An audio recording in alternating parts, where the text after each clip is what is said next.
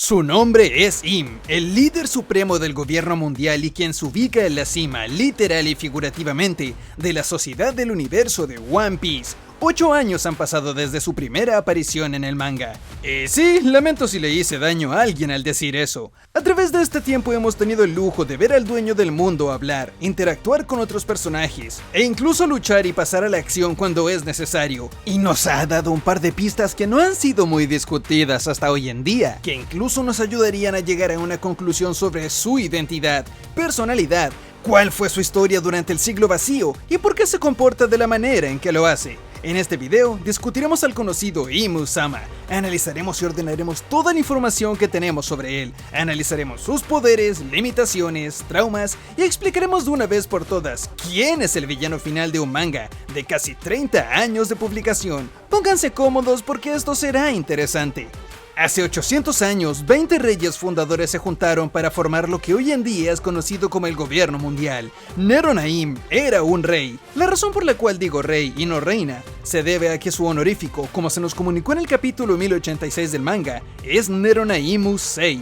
Este sufijo, que se traduce al español como santo, es otorgado solo a dragones celestiales de género masculino. El sufijo que lleva a los dragones celestiales femeninos es Gu, como se ha demostrado con personajes femeninos como Shalria Gu, Gunko Gu y Mafi Gu, haciendo una distinción clara y demostrando que Im, por lo menos hace 800 años, era un hombre rey de uno de los 20 reinos originales. Ahora, para ir más profundo en quién es exactamente Im, qué representa y el porqué de su comportamiento, tenemos que empezar hablando de sus poderes. Im tiene 2 sets de poderes a su disposición. Uno de estos es ejecutado por él mismo personalmente, y los demás son poderes otorgados a quienes acceden a firmar un contrato y realizar un juramento con él a cambio de su libertad y voluntad en vida, es decir, directamente pacto con el diablo. Su poder principal y el más terrorífico es el Domi Reversi. Con esta habilidad, Im inyecta poderes malignos directo dentro del cuerpo de su objetivo. Esto lo puede realizar ya sea atravesando al enemigo con sus filosos látigos, usando su apariencia de sombra, o usando un arma tangible que deje al descubierto la carne de su rival. Para obtener dichas armas, basta con que él mismo invoque su libro embrujado, desde donde puede extraer objetos y armas de ridículo tamaño de manera instantánea. Una vez realizado esto, habiendo hecho el conjuro correspondiente con su rival absorbiendo la energía maligna directo en su sangre, el objetivo procederá a convertirse en un demonio alado capaz de volar por los cielos, con colmillos salvajes y deformes, ojos de brillo incandescente, aumentará el tamaño de su cuerpo, le proporcionará un aumento multiplicador de poder, volviéndolo increíblemente más fuerte de lo que ya eran en su forma base, y obtendrán regeneración ante cualquier herida. Si 2 demonios sombríos poseídos por el Domi Reversi rodean a alguien que no esté siendo afectado por el poder, actuarán justamente como el juego de mesa en el cual el nombre de esta técnica está inspirado, haciendo que cada vez que 2 fichas negras rodeen a una blanca, la voltean y la agregan a sus filas de demonios sin conciencia propia, multiplicando el ejército demoníaco a velocidades incalculables. El Domi Reversi es la habilidad más temida de Im hasta ahora, y es que está tan increíblemente rota por sí sola, siendo que literalmente pudo convertir al personaje más poderoso del universo de la obra en su momento sin ninguna dificultad tan solo al tenerlo a su alcance, que este poder sería suficiente para ser la habilidad principal y total del villano final de la obra, quien con un ejército de demonios hiperpoderosos inmortales podría controlarlo todo en caso de quererlo. Pero no, Oda dijo, esto no es suficiente, esto es solo el inicio, este es solo un poder de Im, y dotó además al Señor de las Sombras con todo un kit de contratos que proporcionan a un tercero, habilidades que escalan según el nivel que se obtenga. Estos niveles, por supuesto, son otorgados por el mismo Im, quien es el que proporciona, gestiona, quita y administra cada uno de estos poderes, y juega a ser Dios con aquellos que firmen su contrato. Estos contratos, que como dijimos funcionan como pactos con el diablo debido a que otorgan poderes a cambio de libertad del socio, ya han sido mostrados y presentados a lo largo de la historia hasta ahora, y es por eso que comenzaremos explicándolos con ejemplos y detalles. Contrato del mar superficial. El primero de los rangos que trabaja directamente para el dios Im, Quienes posean este contrato comienzan a ser llamados Arma Leal de Dios, y son los aspirantes a caballeros divinos. Desde este nivel, los miembros harán todo lo posible para subir en los rangos de contrato con el Dios de la Tierra Santa, y son descritos como escuderos o mano derecha de los caballeros de Dios, quienes se ubican más arriba. El contrato del mar superficial es un juramento meramente de obediencia y sumisión en el cual te encomiendas a Im y su control, juramento el cual viene sellado a través de una marca con un círculo y dos huesos cruzados horizontal y verticalmente parecido a un tatuaje. Debido a su naturaleza superficial, como su nombre lo indica, este nivel de contrato no requiere contacto físico directo con Im, y quienes lo obtienen aún no cuentan con el lujo de conocerlo personalmente. Este es un rango muy básico y al parecer inútil cuando se mira desde afuera, en especial cuando este mismo no trae ningún poder ni ventaja a la hora de pelear, más que, como se nos explica, se es capaz de usar los portales de teletransportación gracias a la marca en el brazo. La razón de esto se debe a que los socios de este nivel se encuentran en un periodo de prueba donde postulan a tener un contrato mayor. Es más, el nivel de mar superficial solo es una promesa de sumisión condicional y un periodo para poner a prueba tu lealtad y desempeño ante el señor maestro Im, pues durante este tiempo serás monitoreado constantemente y sin aviso previo por él, y tu comportamiento y rendimiento serán evaluados para decidir si eres digno de subir al siguiente nivel de contrato, mientras a la vez estás incapacitado de desobedecer cualquiera de sus órdenes mientras te encuentres dentro de su rango de acción.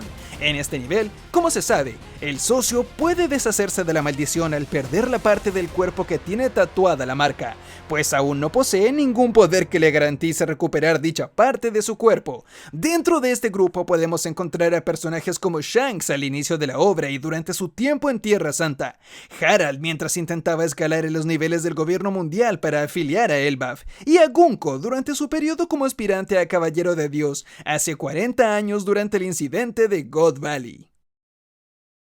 Contrato del Mar Profundo. Este es el segundo nivel de contrato. Como su nombre lo indica, quienes se ubican en este nivel contraen un acuerdo privado en el cual oficialmente ingresan a territorio oculto, privado y personal directamente con Im.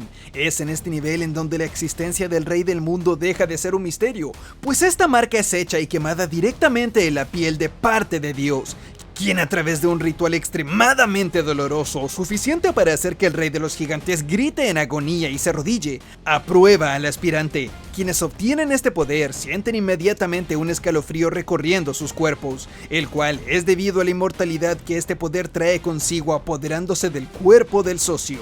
Luego de este proceso, los miembros del Mar Profundo consiguen las siguientes habilidades: inmortalidad ante el daño enemigo, es decir, no importa qué tanto daño infringe el enemigo sobre el cuerpo de quien tenga este nivel, este se regenerará al cabo de algunos segundos. Esta regeneración, sin embargo, no representa ni garantiza una inmortalidad total, ya que los miembros de este rango sufrirán de las consecuencias naturales del paso del tiempo, con sus cuerpos envejeciendo y perdiendo fuerza con la edad, como es el caso de Garling y Summers, quienes a pesar de tener este nivel, claramente han envejecido durante los 40 años que separan God Valley con el presente, en donde ya tenían este rango. De la misma manera, esta regeneración no es tampoco imposible de superar, pues un experimentado y poderoso usuario de Haki del Conquistador, al dar con la potencia adecuada, es capaz de causar un dolor tan infernal en la extremidad o parte del cuerpo destruida, que regenerar esa parte del cuerpo demorará mucho más, incluso llegando al punto de, al usar un ataque extremadamente poderoso,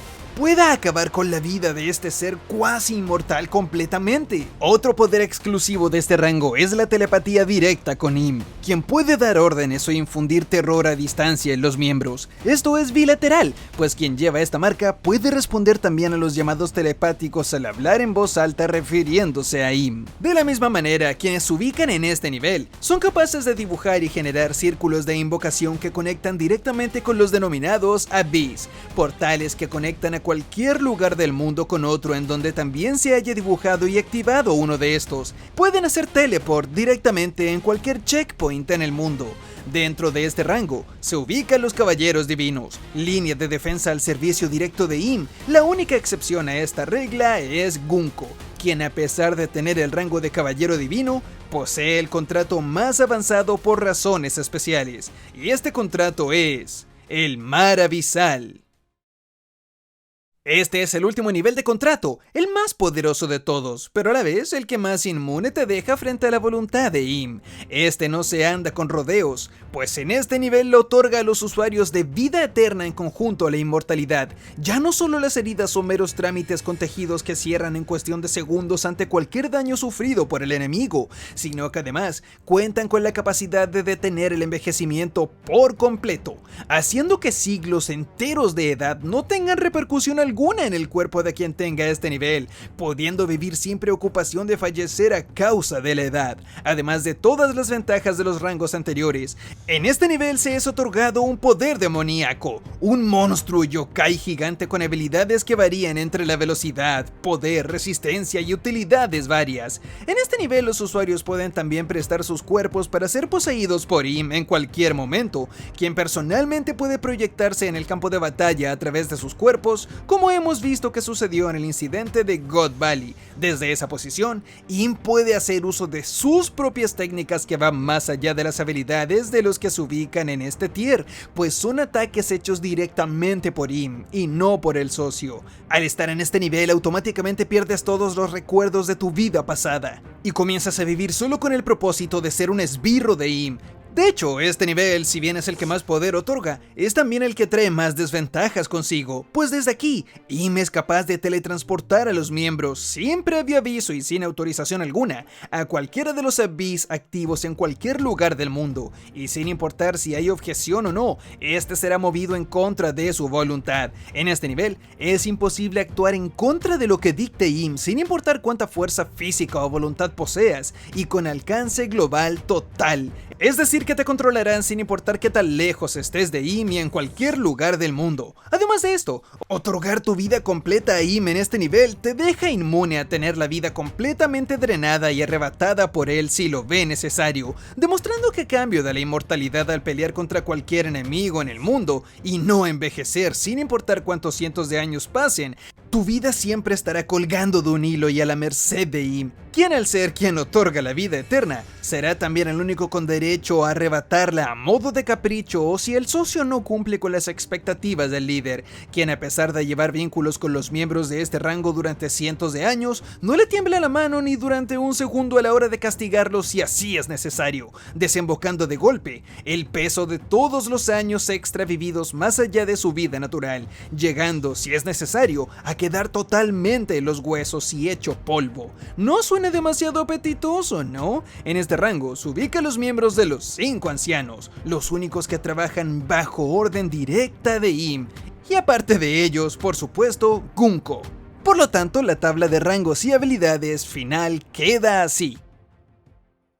Pero, ¿por qué Gunko? Porque alguien que tiene solo el cargo de caballero divino, que corresponde al contrato de segundo nivel, tiene la marca, habilidades y poderes de tercer nivel. Sabemos que Gunko es un personaje especial en el manga. Ella compartía con Brook durante su niñez, quien tiene 90 años. Pero la muchacha aún posee el cuerpo de una mujer joven. Además de esto, como vimos en el momento en el cual Roxy Sebek se presentó en la habitación de las flores hace más de 40 años, Gunko ya tenía contacto directo físico con Im, a pesar de solo tener el rango de arma leal de Dios, es decir, el contrato de primer nivel. Pero incluso si Gunko tuviese el rango máximo, su papel sirviendo a Im es especial, pues no solo luchaba por él, sino que además le asistía personalmente en la habitación de las flores y vestía un velo que no es la apariencia preferida ni usual para Gunko, quien prefiere usar trajes que se asemejan a la realeza europea y la clase social alta o directamente en calzones.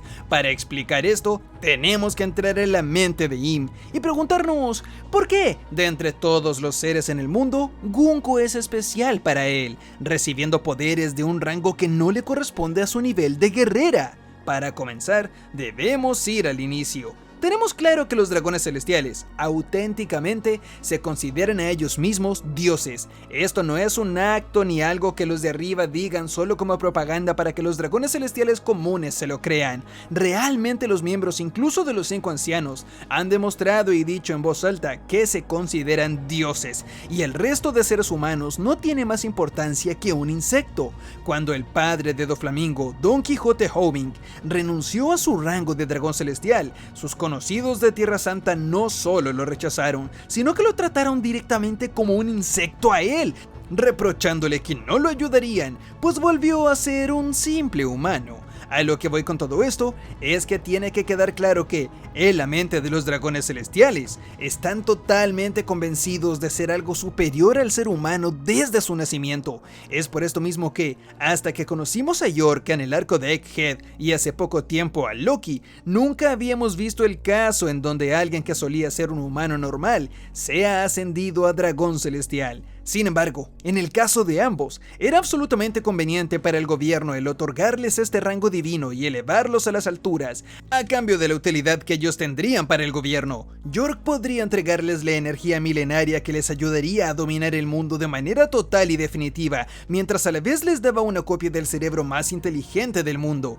Y Loki, por su parte, cuenta con una fuerza militar que por sí solo puede ser comparado a los emperadores del mar y a los más fuertes en el universo de la obra, por lo que les convenía tenerlo de su lado a cambio de hacerle el favor de tenerlo allá arriba. Sin embargo, con Gunko es diferente. Sí, ella, al igual que los dos casos mencionados, fue una persona común y corriente en algún momento. Era un simple humano que fue ascendido a Dios Dragón Celestial, arrebatada por Im en contra de su voluntad y separada de su familia. Pero ella no tenía información importante que proporcionar al gobierno, tampoco era una gran fuerza militar que les convenga tener de su lado. Convertirla en dragón celestial, pecando contra la filosofía de que estos tienen un origen divino desde su nacimiento, no les serviría de nada. Entonces, ¿por qué de entre todo el mundo Im elegiría a una niña pequeña para servirle personalmente? ¿Por qué le permitiría crecer hasta el punto en que su cuerpo se desarrolle y luego detendría su envejecimiento para que se conserve de esa edad para siempre al otorgarle el rango de tercer contrato? Y es que aquí es cuando la cosa se pone turbia e interesante. Im tiene una obsesión. Una extraña y deformada obsesión. En la comunidad, ya hace mucho tiempo, se han compartido bastante teorías sobre esto. Como sabemos, Im detesta a Lily, la antigua reina del reino de Arabasta en la era ancestral. Esto es debido a que ella esparció los poneglyphs al rechazar la oferta de unirse como parte de las 20 familias al terminar el siglo vacío. De esa manera, dejando un mapa con pistas a través de la historia que frustrarían los planes de Im de hacerse con el mundo. Y mientras se supone que los soberanos de aquellos 20 reinos se quedarían viviendo en Marilloa luego de acordar la paz entre todos, Lily, a pesar de haber rechazado la oferta, nunca volvió a su país. El trono cayó en manos de su hermano, manteniendo así el apellido Nefertari desde aquella época hasta hoy en día. Todo indica, según lo que tenemos hasta ahora, que Lily no volvió a su tierra debido a que perdió su cuerpo a través de las habilidades de la Ope Ope Nomi. En el arco de Dressrosa, exactamente en la misma página en que Doflamingo explica que conoce sobre el tesoro sagrado de Marilloa, implica que sabe acerca de la existencia de Im, y claramente nos da pistas sobre la etapa final de la obra. Dofi destaca que las dos habilidades de la Ope Ope Nomi son clave, tanto la cirugía de la vida eterna como el cambio de personalidad.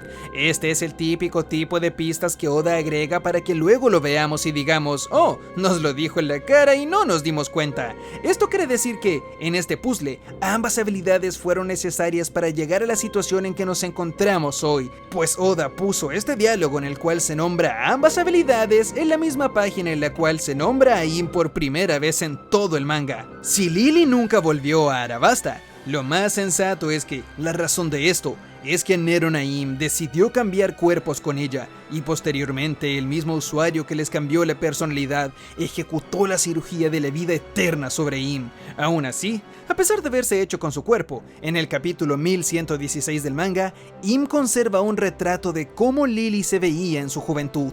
Una vez con el cuerpo de Lily, engañó a los 19 reyes restantes haciéndoles creer que habían ganado la guerra contra Im y que el nuevo mundo se sostendría sobre paz y amor, sin saber que quien los estaba guiando era el mismísimo Im. No sería primera vez que Oda utiliza el concepto de usar una Akuma no Mi que hemos visto en la era actual, ser usada para llevar un plan maligno de parte de uno de los villanos de la historia en el pasado. Pues como hemos visto, la Bari Bari no Mi y la Mane Mane no Mi fueron utilizadas durante el flashback del país de Wano, ayudando a desarrollar el plan de los villanos. Además de esto, Oda nos entrega un diálogo que dice: nadie que vivió hace 800 años puede seguir vivo aún, haciendo más que obvio a través del contexto que Im vive actualmente con el cuerpo de Lily, pues él y el retrato de ella son lo único que se cruza en la página en el cual se dice este diálogo. En dicho cuadro, Lily se ve exactamente igual como cualquier mujer de la familia Nefertari, con cabello azul. Lo importante acá es que Im, directamente, tiene una obsesión con Nefertari di Lily, una que no puede sacar de su cabeza, haciendo que conserve un retrato de ella en su habitación privada, un retrato el cual ha observado todos los días durante 800 años. Im no está satisfecho siquiera con tener su cuerpo y desea ver su rostro a pesar de poseerlo. Díganme si eso no es turbio. Bien, si revisamos la portada del volumen 113 de la obra, notaremos que Oda reveló los colores oficiales de algunos de los personajes que llevaban ya un par de meses sin sus paletas de colores confirmadas. Entre ellos se encontraba Gunko, quien resulta tener, para sorpresa de muchos, el cabello azul. ¿Entienden la conexión? Im está obsesionado con Lily. No sabemos si es a causa de una relación romántica o meramente patológica. Lo que sí sabemos es que él daría cualquier cosa para volver a verla, hasta colgar un cuadro de ella en su habitación de las flores. Tiene sentido que ambas, al llevar el cabello azul dentro del universo de la obra, tener el mismo rostro, la razón por la que Gunko de entre todo el mundo fue elegida personalmente por Im para ser llevada a la fuerza a Tierra Santa, ser ascendida al rango máximo para evitar que muera y así poder poseerla por siempre, siendo que él tiene vida eterna también, y servirle personalmente en su habitación privada, es porque Gunko le recuerda a Lily. Brook, en el pasado, ya nos explicó que en su vida anterior a pirata se dedicaba a dirigir y a servir como caballero en cierto reino. Este reino era justamente el que tenía a Gunko como princesa, quien llenaba el vacío de un padre ausente debido a sus ocupaciones políticas al cantar junto con Brook. Si Brook sirvió a un reino, asistió a un level y escoltando a la familia real, y fue en ese lugar, en el primer level y en donde Gunko asistió siendo apenas una niña, en donde se cruzó frente a los ojos de Im, quien se obsesionó con ella a primera vista y fue suficiente para que den la orden inmediata de capturarla y hacerla de su propiedad. Algunos dirán, ¿eso es todo? ¿Esa es la explicación? ¿Crees que Im se rebajaría a llegar tan lejos solo porque alguien se parece a otra persona que conoció hace 800 años? ¿Tienes idea de lo ridículo que suena eso? Bueno, ese sería el caso si no fuera porque Im es así. Déjenme explicarles. Como sabemos, el mayor trauma de este tipo reside en que, a pesar de haber ganado la Gran Guerra del Siglo Vacío, fue una victoria que lo dejó extremadamente traumado, en un terror absoluto y en un estado físico que por alguna razón no le permite salir de la torre prohibida del castillo de Pankia. No solo vimos su terror representado cuando al liberar el Haki, Joy Boy hizo a Im temblar de miedo, sudó frío, perdió el control de sus piernas y cayó arrodillado en pánico ante la sola idea de que siga vivo, de tener que volver a enfrentarse con Joy Boy, de tener que plantar cara contra el guerrero más poderoso de la historia y quien durante un siglo no le permitió hacerse con el mundo. De la misma manera, en el flashback de God Valley, cuando Im se encontró con Sebek, no podía parar de llamarlo David Jones, a pesar de que Sebek mismo le dijo que no se trataba de él y que se confundía de persona. Esto es porque, como dijimos, Im no puede olvidar a sus enemigos y conocidos del siglo vacío, llegando al punto en el cual los llama incorrectamente. Se niega a aceptar la realidad, tiene miedo de que aquellos que venció vuelvan por venganza, teme que aquellos que quiere mantener a su lado lo dejen y no acepta el haberlos perdido, y se niega a aceptar que quienes tienen un parecido con sus antiguos conocidos no sean ellos. Su trauma lo obliga a deformar su existencia y rebajarlos a términos que se le hacen familiares a él. Es por eso que probablemente, si Im viera a Luffy, lo llamaría Joy Boy o Nika, justo como Saturn lo llamó cuando lo vio por primera vez. Si ve a Sebek, lo llamará David Jones. Si vio a Gunko, le llamará Lily. Su batalla durante la Guerra de 100 años tiene que haber sido tan salvaje que simplemente no puede olvidar a sus enemigos de esa época. Se traumó, sus rostros quedaron grabados en su retina como una memoria maldita en la cual esos momentos de terror en que tuvo que hacer frente a tan terribles enemigos. Por esa razón, para mantener a Gunko haciendo justo como Lily lo hacía en esa época, la dejó crecer hasta el punto en que sea un calco de ella, otorgándole el contrato de tercer nivel para evitar que envejezca, la regeneración para que su rostro no se vea afectado por nada y no pierda la apariencia con la que está obsesionado. Pero a pesar de poseer a Gunko, últimamente Im comenzó a estar extrañamente obsesionado con Vivi, haciendo que en varias instancias exija a los miembros de los 5 ancianos que vayan a por ella y se la entreguen. ¿Qué hará Im con Gunko una vez que obtenga a Vivi, quien se parece más aún y es una descendiente directa de Lily? ¿Se deshará de Gunko sin más? ¿Podrán los protagonistas salvar a esta muchacha antes de que esto suceda? La historia solo se vuelve más interesante aún desde acá en adelante, pues entre las fotos que Im destruyó durante Levely estaban Luffy y Teach, quienes le recuerdan a Joy Boy y Davy Jones. Y claro, Shirahoshi, quien le recuerda a la antigua princesa sirena aliada de Joy Boy que todos sabemos que no pudieron volver a hablar ni cumplir la promesa pendiente. Pero la única de este set de fotografías que Im llevaba consigo que no fue maltratada y que calza con su obsesión por tenerla en sus manos es la fotografía de la princesa Vivi, descendiente de Lily, la mujer que lo tiene obsesionado y que cuando se haga con ella se deshará de Gunko tal cual como un juguete usado y hará que todos los años caigan de golpe sobre ella.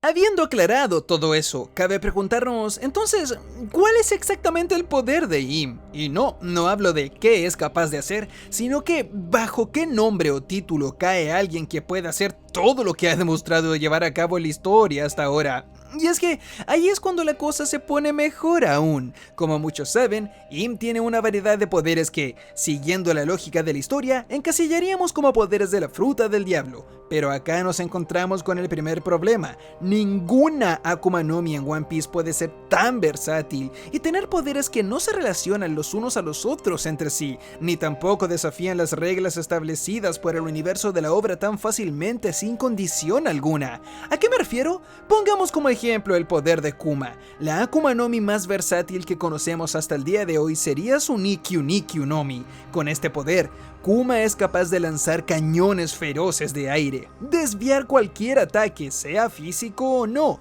desaparecer moviéndose directamente a la velocidad de la luz, comprimir aire para crear bombas infinitas a voluntad, expulsar el dolor y estrés ajeno o propio y reasignarlo, volar a él o a un objetivo alrededor de todo el mundo, y encima expulsar y repartir recuerdos y emociones. Algunos dirán, este poder está demasiado roto, o no sigue ningún patrón y solo le permite hacer lo que el guión necesite. Sin embargo, todos estos poderes obedecen a la función principal de su fruta, que es el poder de repeler. Ya sea repeler el aire, el cuerpo propio o incluso emociones. El poder de Kuma y cada uno de los usos recién descritos siguen el concepto de repeler y le son fieles a dicha idea, haciendo que entre todos los poderes haya una correlación y tema en común. El drama es que el poder de Im no sigue ningún patrón, pues de entre los poderes del Rey del Mundo tenemos los siguientes: otorgar pactos que entregan poderes de regeneración,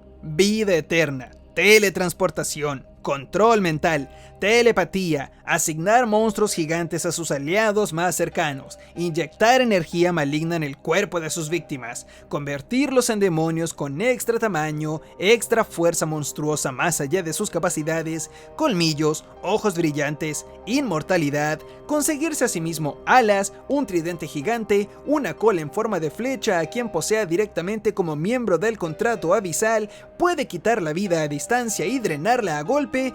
¿Y entienden a lo que me refiero? Sus poderes no tienen relación alguna el uno con el otro. No hay un patrón que nos haga decir, esta es la fruta Zoan mitológica modelo tal y tal cosa. La teletransportación no tiene nada que ver con un aumento de poder y tamaño. No hay patrón o temática en común que nos haga decir, oh, si es teletransportación y buff de poder, su habilidad es X ser mitológico. O la vida eterna e invocar un libro claramente son una referencia a este ser del folclore. El poder de Im no solo está roto y desafía la lógica de poderes que hemos conocido hasta este punto de la historia, sino que además, yendo en contra de las reglas del universo de One Piece, su uso no tiene consecuencia alguna. La energía usada no proviene de ninguna fuente que tenga que recargarse. No es como Luffy o Katakuri que deben comer para recargar sus energías, ni tampoco hay alguien que esté pagando por el daño mitigado como lo hace el poder de Hawkins. Im da vida, pero no paga nada a cambio. ¿Es esto un caso de piedra filosofal y hay un número limitado de veces que un inmortal puede recibir daño fatal antes de realmente perecer? Otorga super fuerza, pero ¿de dónde sale esa fuerza? ¿Quién la comparte? ¿Cuál es la fuente de la misma? Ofrece regeneración, pero ¿dónde termina el daño infringido? ¿En ningún lugar? Kuma nos ha explicado que todo dolor siempre debe desembocar en alguna parte y no puede quedar para siempre en el aire. Pero nuevamente el poder de Im rompe con una regla establecida y hace que este daño se esfume sin más. Seamos honestos, alas, un tridente y una cola de flecha hacen que de inmediato lleguemos todos a la conclusión del poder de Im siendo una Akuma no Mi mitológica de modelo Diablo, Satán o Lucifer.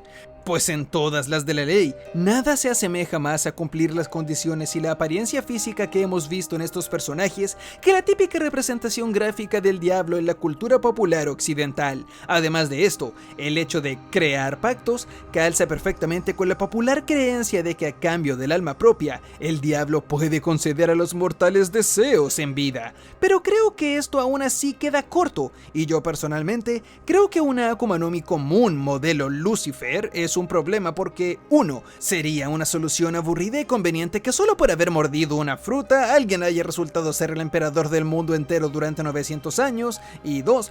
Una Akuma no Mi normal sería extremadamente poderosa y rota con poderes convenientes que se ajustan justo casualmente a lo que la trama necesita para que la historia se desarrolle como lo está haciendo, y eso nunca es bueno. Si lo pensamos bien, One Piece, desde su concepción, es una serie acerca de riesgosos pactos con el diablo. La misma idea de consumir una Akuma no Mi a cambio de una condición de no poder nadar ya es un negocio, un intercambio que te condiciona en vida y pone a prueba la avaricia humana en una apuesta. Así que, en una serie donde desde el capítulo 1 ha tratado acerca de tratos con el demonio del mar, ¿no tendría sentido que el villano sea justamente este demonio? Ojo, dije que no me gustaría que el poder de Im sea una Akuma no Mi común. Es por eso que sería interesante, o por lo menos un giro de tuerca que nos ate con los orígenes más grandes de los misterios de One Piece, el hacer que Im tenga la Akuma no Mi, es decir, la fruta del diablo. ¿No se entiende aún? Si recordamos bien, cuando se presentaron los poderes de los Gorosei, Oda puso especial atención a presentar sus poderes como el Bakotsu, Gyuki, Itsumade, Wyrm y Hoki, mas no especificó en ningún momento que sus poderes provengan de una fruta del diablo. Siendo así las cosas, y considerando que estos poderes aparentemente fueron otorgados por Im, este podría tener no solo un poder más dentro de este universo, sino que poseer el poder original, el más poderoso de todos, el poder del diablo del mar, aquel que otorga poderes yendo en contra del mismo deseo de la madre naturaleza. Oda podría conectar perfectamente esto con la historia que nos contó al inicio del manga. Im podría tener el poder que maldice a aquellos que consumen una Akuma no Mi según Shanks, haciendo así posible que Im sea el mismo diablo que los maldice, que a su vez calzaría con una obvia casualidad, y es que el nombre de Imu, al voltear sus caracteres fonéticos, da como resultado Umi, lo cual se traduce literalmente como mar en japonés. Su poder no solo siendo una Akuma no Mi más, sino que la Akuma no Mi sería la única manera en la cual su poder podría seguir proviniendo de esta fuente sin necesidad de pecar de ser demasiado poderosa o conveniente en comparación a sus pares de la obra, pues el resto de frutas del mundo directamente no serían iguales y se limitarían simplemente a ser una imitación, una extensión de la Akuma no Mi original, del poder de la fruta del diablo. Y muchas gracias por ver el video, pero como sabes, este no es absolutamente nada sin tu comentario, así que deja uno abajo y veamos qué tal. ¿Qué opinan de todo lo que dije en este video sobre Im? ¿Qué opinan acerca de su obsesión con Gunko? Definitivamente los estaré leyendo a todos y a cada uno, porque cuando se revele más información sobre este personaje, definitivamente haré un segundo video y me devolveré para ver quién adivinó, quién le dio el clavo, o quién estaba completamente equivocado para que nos riamos juntos. Si el video te gustó, antes de que te vayas, porque sé que en esta parte ya se fue el 80% del público, dale un like. Créeme que harás una gran diferencia si eres parte de los guerreros legendarios que se queda y realmente le da like, especialmente si en los comentarios dejas la palabra secreta tentáculo, porque todos queremos que Im nos atraviese con esos ricos tentáculos extraños sombríos. De hecho, si llegaste a esta parte del video, es muy probable que en este momento esté transmitiendo en vivo en Twitch. El link está en la descripción y en el comentario fijado de este video. Así que ve, haz clic y charlemos un rato en vivo. Estaré feliz de recibirlos y hablar con ustedes. Así que sin nada más que decir, yo soy Gat y nos vemos en los comentarios.